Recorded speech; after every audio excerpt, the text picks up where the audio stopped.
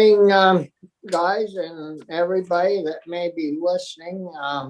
This is the Senate Ag Committee. It's March 16th, and we didn't, Linda and I didn't put together a schedule per se because of the different changes in the time that we're starting and stopping, and we don't have any bills that we have to get out this week. And I think you should have all received a copy of the bills that we are getting sent from the House. And I thought this morning, knowing that the time was going to be kind of short, that we could talk about those bills that the House is sending us, review a little bit about what education did with our universal meals bill, and what natural did with our what we call chicken bill, but really it's about compost and nutrients to the soil and soil health. And the bills that they sent over from the House to. So I asked Linda to contact House members so that they would kind of come in and give us a little overview of each of the 5 House bills that they're sending us. And then we need to figure out which ones we want to do first, and like 420 is the miscellaneous bill, and we would want to keep that toward the end in case there's things that fall apart that we need to straighten out and add on. But the raw milk issue is it's a rough issue to deal with. We'll get all the folks in, and the only ones that are going to support that is very few, because of the health hazards that can cause. But I felt that we, looking it over, we ought to at least give it a fair shot and try to see if we want to do it or not. The use value appraisal issue is pretty straightforward issue. In the animal cruelty part, that bill, we need to chat about that. And then Carrie's got the pesticide council, the rework of that. So we'll have those reporters in tomorrow on that. I didn't know if you guys had a chance to look any of those over and had an opinion on any of them, or you're gonna keep that until we hear from people. And I haven't made my mind up either yet, but I've been thinking about some of it. Yeah, Brian. Thanks, Bobby. So which one is the one with which one is the one with Carrie Jaguar? I see. Well, it should be the I would think it would be the Pesticide Advisory Council 434. Okay, because the act is called Establishing the Agricultural Innovation Board. It doesn't say anything about pesticides.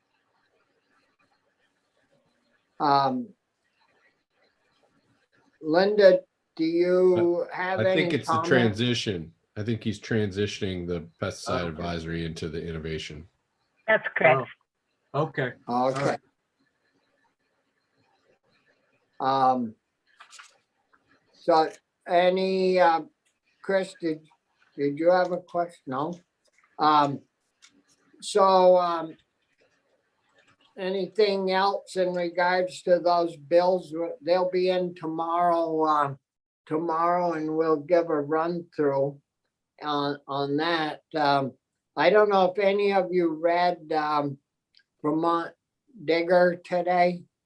There's an article in there,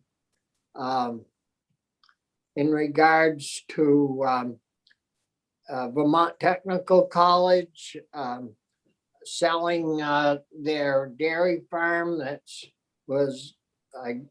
I believe was given to them by a family in Norwich a few years back. And it hasn't worked out for the college, and they're thinking about selling it. And the people in Norwich are,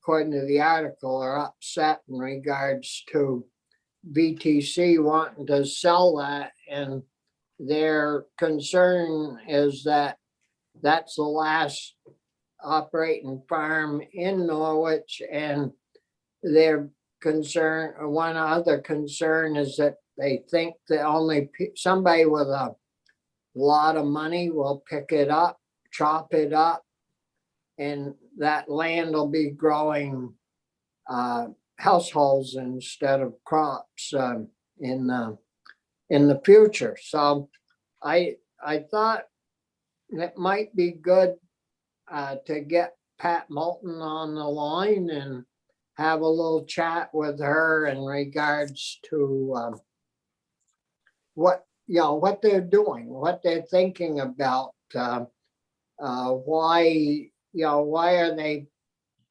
auctioning it off or selling it to the highest bidder. The way I understand what's going on there right now is it seems like they're leasing it to a farmer, and so it's the way it sounded to me in the article. But they want to liquidate it and use the money to keep the college going, I guess. That's why we need Pat to come in, or somebody to come in and find out. You would think with the amount of money that we, the legislature and the people of Vermont, are pumping into the state college system to try to right the ship, as you might say, why they need to liquidate that property to help out. But we'll have, is that agreeable with, do you think that's a good idea? Sure. Brian? Yeah, I do. In fact, now I'm curious. So VTC owns the farm now. If they were to liquidate it, my question would be, do they get to keep all the money, or does it go into a fund for all the state colleges, or the general fund, or where does that money go? And yeah, I think we definitely should have Pat in to talk to us about that. Well, I didn't know if it does get approved, or if they do sell it, they should at least divide some of that up with the Senate Ag Committee members to offset all the work we did when we set that up years ago. And I think that would only be fair. I mean, after all.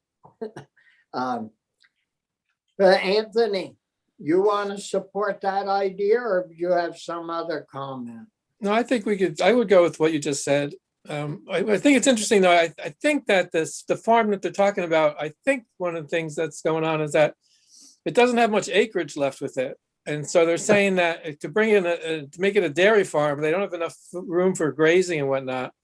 But it also makes me wonder whether in some ways, I think I could be wrong. I think it's only got 4 or 5 acres around the barn. I could be wrong on that, but there's some small number of acres.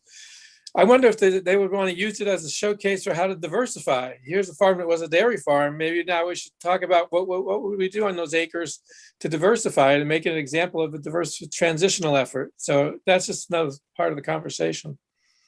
Yeah, what they did, I mean, they took 300 and some acres and sold it to the Land trust or Norwich something. Land Trust or something. And so that land has to stay, I would expect, has to stay, I would hope, in agriculture. It's like selling your development rights on your dairy farm. And now what they want to do is liquidate the other acreage that's left with those really beautiful dairy barn operations. And I believe they have a creamery there with bottling or packaging capacity. They want to liquidate that but there's plenty of land there. If somebody farmed that farm, there's plenty of land that the land trust owns to support the dairy farm. I thought there's nothing in the article about the acreage, but I thought there was around 90 or 100 tillable acres that went with that farm. Well, anyway. You're we'll right. There was try a to- bunch of acres that were taken over by the land trust. Well, I'll definitely read that article. How many? 350 So went to the there land should, trust.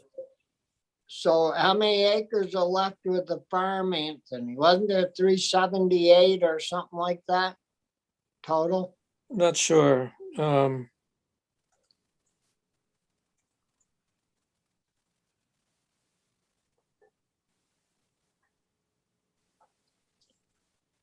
The land trust has the option of buying the rest of the land too. Well, I think that the big thing there, and we may want to get somebody from that group. Does it mention any names, Anthony? It does mention some names, yes, of the people who are trying to buy it. Yeah. Because we should, if we're going to take a few minutes to hear from Pat, we might want to hear from, the chair of that land trust board or somebody that's already put a ton of money into that other acreage to see what, their side of the whole story. Yes, I agree. Did you get any names out of, well, Linda, you could try to find a name. They of are here some- somewhere. I'm not finding them now, but they're here. There's something called the Norwich Farm Foundation, headed by 6 people, formed after the college tried to make the guy leave his job in 2018.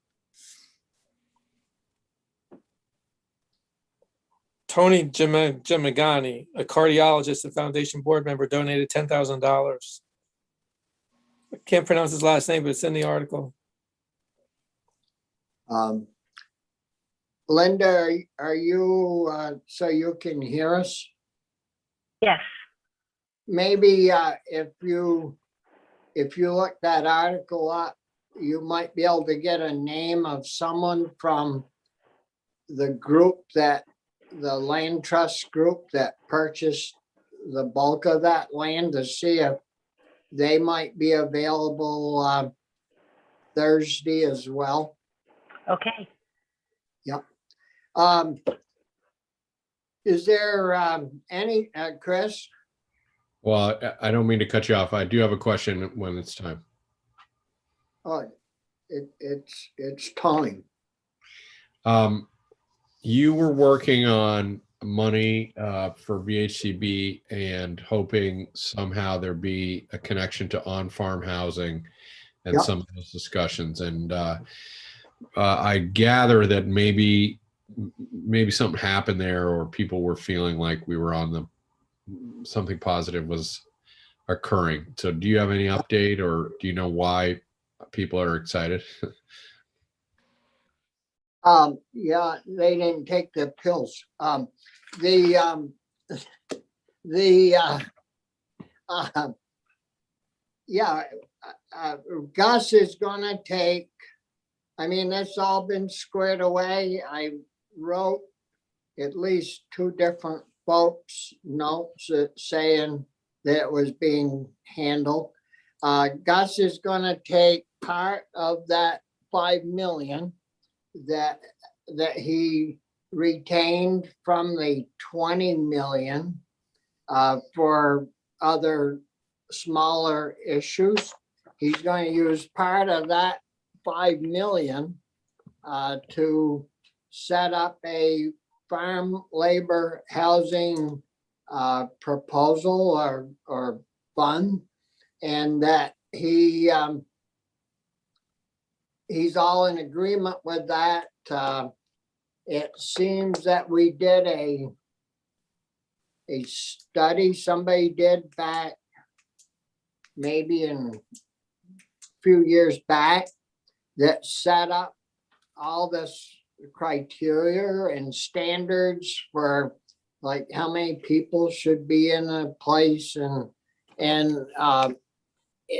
he's supposed to be setting this new system up to kind of follow those standards so that there won't be overcrowding and that, you know, adequate heat and lights and all that stuff. So, you know, I haven't talked with Gus recently in regards to that, but that's what he agreed to do. And of course, Ella was going to be leaving. So I think there was maybe a little catch there, but I'm sure that he or some of his people are working on that, and we do have some of that money in the fast track bill that we'll be voting on later this week. So as soon as they get that going, which would be the fastest way to get it going is through him, it should be, you know, rolling. So I don't know, I don't know if that answers your Yeah, question. no, that's great. That's very promising. I knew you were talking to Gus about it. So this seems like Yeah. very, very promising. Thank you. And we did approve, we haven't voted the bill out yet, but the fast track bill has also got money in there for the ecosystems, 250 for Ryan. And it's also got money for the slaughter facilities so that Abby can, or whoever's going to look after that, so they can get going with their grant proposals to get that going. So we as a committee have approved all 3 of them items in approach. But we haven't voted the bill out yet because there's other issues that we're still working on. I think those were the 3 major issues that we sent down to approach to deal with. I don't know if was there any others that, I don't think there was. Yeah, I sent a couple of emails out over the weekend in regards to the farm labor housing issue. So probably you folks heard from the same folks that I heard from. Yeah, did you guys get that email from Margaret Lagus? I think it was either her or Jackie Folsom in regards to that study that was done a few years ago in regards to the farm labor housing and in the criteria that was all set up for that. I don't It remember. would have been at least a couple of weeks ago. Linda, do you have a copy? Do you recall getting that copy? Yes, Could you make sure and send that to all the members? just to make sure you're talking about the email from Margaret. Yeah, I don't know Yeah. if it was from Margaret or Jackie Folsom, but it set up all the criteria that these farm labor housing units recommendations and things. Anthony? It came from Jackie Folsom, and it came on February 27th. Thank you. So we all should have it. Yeah, Anthony? that'll give you, I got it. It's in my email, sir. It's called Okay. Farm Labor Housing Information. Yeah, okay. that'll kind of give you folks an idea of what, what Gus is kind of going by and thinking about. Anything else? Any other questions or things, anything going on in any of the other committees that you guys sit on that we shouldn't keep an eye out for? Chris, You'll hear about the Rygate extension. I hope This so. is a wood burning plant, so it matters to us because we care about forestry. It's tricky. They basically ratepayers subsidize Rygate to keep it going. They're coming to the end of their 10-year Yeah. whatever from the Contract. from the PUC. And so the bill was to give them another 10 years. The problem is that it's not smart energy policy to burn wood for electricity, just straight up. And it's a subsidy of about $1 million a year, so $10 million. That said, the implication for the forest products industry is huge. It's a great offloader for low-grade lumber, et cetera. So what finance has done, and McDonald is going to present the bill, I think is something I supported. It basically says you get 2 more years. So now 3 years before the whole deal expires. And in that time, figure out if you can put a wood pellet manufacturer on campus, share the heat from the wood burning, and then the electricity is sort of a byproduct.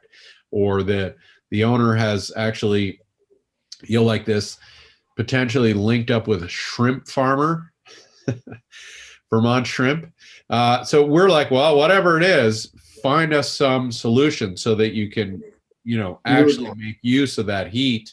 And then the electricity, is sort of starts to make sense. So we basically give them 2.5 years to come back with a concrete proposal. It was tricky to define exactly what success looks like, because all that does at that point is lets them go to the PUC, and the PUC can dictate conditions and how often they run, and that might have an impact on who they can link with. So it was a little tricky. We gave them some time. We're sympathetic to the forest wood products folks. And that was about the best we could do. How is the vote? It was solid, I think, once we got there. I mean, we wrangled. This is, it was a tricky one. But in the end, I think it was a 7-0 support. But the issue, the subsidy issue shouldn't even be talked about, Chris. Well, We subsidize every wind tower. We subsidize every solar power. Hydropower. We're subsidizing. That's why our rate is at 17, 18 cents. If if we were concerned about cheap power, renewable power, would we have torn the Yankee plant down at 4 cents a kilowatt? I mean, that's blowing smoke. Oh, digesters, we're doing 14 cents on them, so we're paying more than, we're doing good on subsidies. Well, so I don't know why we wouldn't mention the subsidies. Obviously, that's a factor because nothing prevents the plant from staying open. They will not be able to survive if they're selling market on the power on the spot market. The trick is in Maine and New Hampshire, these plants have not been relicensed. So that's why we can't get rid of our low grade wood over there. It's part of the reason for sure. Yeah.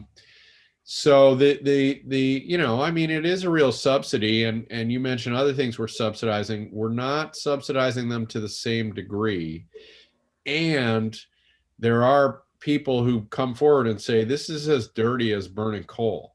It is not wise use of, if you're looking at how to generate electricity, you shouldn't just be burning wood to generate electricity. Now, if you're burning wood for heat and you also get some electricity, it starts to make sense. If you're dealing with a digester that's handling, other issues and creating electricity, it starts to make more sense. So we're trying to thread a needle here. You can imagine it was sort of a situation where nobody got everything they wanted. I don't think it's a bad solution, and the owner wasn't thrilled about the tight timeline, but expressed dedication to the idea of co-locating another user. Yeah. Well, that would be the smart thing. There's the guy maybe that owns the pellet plant down south of Rutland a little bit might be interested in. We had him in. He is interested. He absolutely is interested. He furthermore said there's money available to do these feasibility studies. So we're very hopeful. I mean, I think that's huge. He would take again another 50 to 80% of the wood that Rygate's using for his own needs. The one trick is he runs his plant 6 days a week, 24 hours. And Rygate or any of them at least take a month off for cleaning, in basically June or July when we're not demanding a lot of electricity. And so it's not clear how that works with the wood pellets, but Bray and I both were pushing this idea because it's sort of a double win. And so we'll see. No, well, at least you got the bill still alive and moving.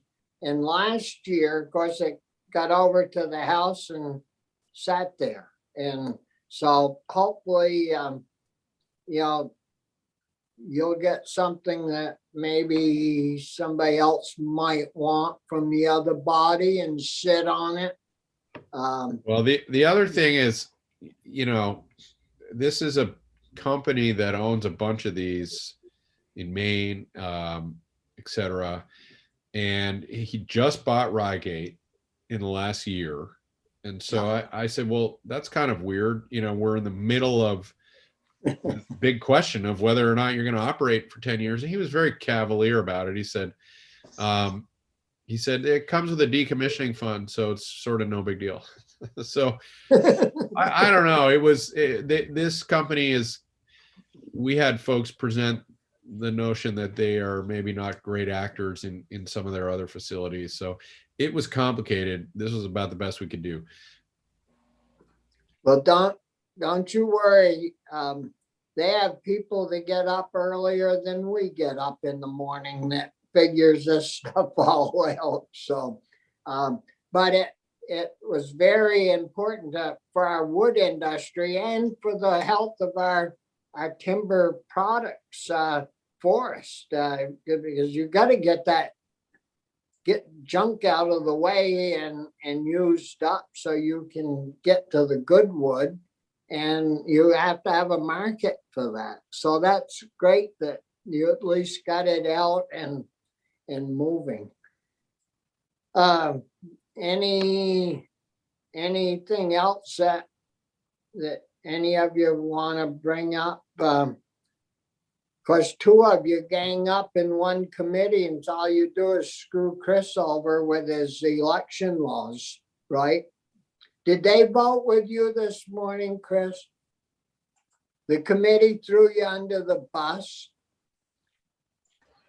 Well, They we had prefer a, banning, I guess, it's fine. Politics. I mean, But I think there was, we definitely had a discussion about whether it was necessary to do at all. There was definitely talk about why are we doing this? Is it just sort of like belts and suspenders? Does it really matter? Because I don't think anybody thinks that corruption exists, but could have been worse.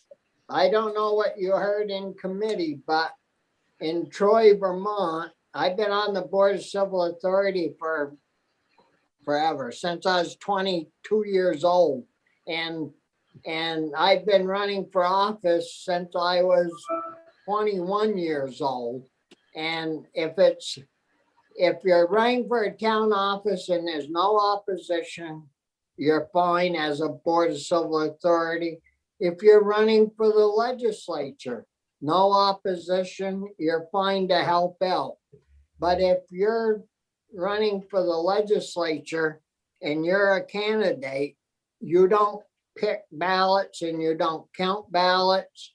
You can go there and watch them count, but you have no part of the election process at home here. And we've been through maybe 4 town clerks in my years on the Board of Civil Authority, but no, they won't let me count. Well, I do count occasionally because sometimes I don't have opposition. And so, quite a few years, actually, I helped count, but. Pretty big difference between picking up a little old lady's envelope and counting ballots. Well, like, say if you went to the nursing home, and we don't have one in town, but went to Newport and where some of our elders live and picked those up, I don't know how that would work out. I guess I would make sure that the election official, who is the town clerk, would make sure and send the 2, one from each party, out there to pick up the ballots. Well, But it's- anyway, it's not about Yeah. helping them vote. It's about like who can deliver the envelopes. yeah. Whatever. It's just it wasn't the finest policy. I think it was sort of symbolic, I think. Well, in my case, if I went and picked them up and I knew that there was a nice old Republican, they, may not make it way to Troy, or vice versa. If you had a Republican picking them up and they were picking them up from a nice old Democrat, they might not make it all the way to the ballot box. So, but anyways, I think, Under this, you could still have, you could ask your volunteers to go out and pick up ballots. I mean, that's Yeah. fine. You just can't do it yourself. And people who run for local offices or state senate offices rarely have paid staff. So it's not really going to change much of anything, except for maybe the idea is that you don't hire somebody to go pick up ballots and pay them to do it. No, Well, just we have the could- county party do it. Right. we have one of our colleagues that has paid staff. Who? Huh? Who? Well, I'll let you guys guess, but. I've never had paid. I mean, I've paid my sister's kid in high school $10 to go drop lit, but I've never had like real paid staff. Well, anyways, if there isn't anything else, we'll sign off because tomorrow morning, well, this afternoon, we gotta be on at 12:15, I believe. And tomorrow morning, we'll start at 9 o'clock. Sounds So good. if there isn't anything, thanks a lot, and we'll